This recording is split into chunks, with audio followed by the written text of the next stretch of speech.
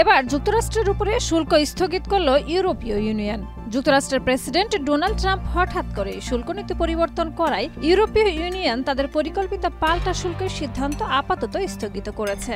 10 April ইউরোপীয় union জানায় তারা যুক্তরাষ্ট্রের পণ্যের উপর শুল্ক আরোপের পরিকল্পনায় থাকা পাল্টা শুল্ক আগামী 90 দিনের জন্য স্থগিত রাখছে। এর আগে গত মার্চ থেকে ইউরোপের ইস্পাত ও অ্যালুমিনিয়ামের উপরে 25% শুল্ক কার্যকর করে যুক্তরাষ্ট্র। এর প্রতিক্রিয়ায় ইউরোপীয় ইউনিয়ন যুক্তরাষ্ট্রের পণ্যের উপরে সমপরিমাণ শুল্ক আরোপের পরিকল্পনা করে, যদিও বোরবন হুইস্কিকে এ তালিকা থেকে বাদ দেওয়া হয়।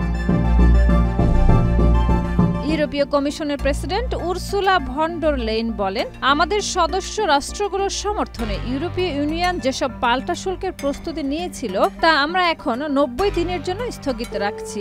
আলোচনার সুযোগ দিতেই এই সিদ্ধান্ত। তিনি আরও জানান, আলোচনা ফলপ্রসূ না হলে ইউরোপীয় ইউনিয়ন আগের সিদ্ধান্ত অনুযায়ী পাল্টা শুল্ক কার্যকর করবে।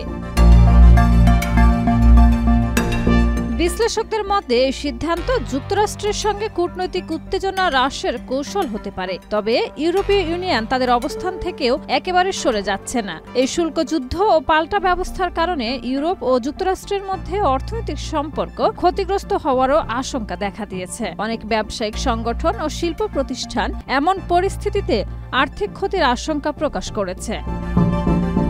শাহিদা রুবি, মাই টিভি।